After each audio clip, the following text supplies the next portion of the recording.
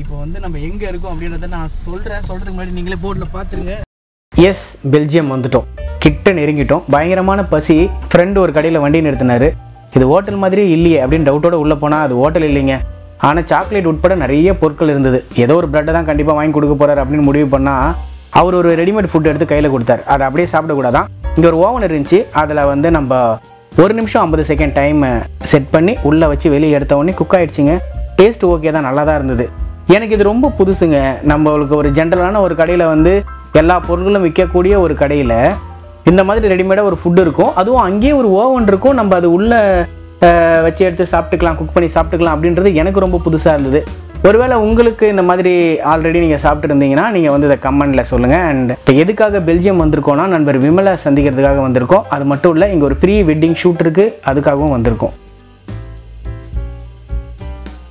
ஓகேங்க, அடுத்த வீடியோவில் மீட் பண்ணலாம். நன்றி, வணக்கம்.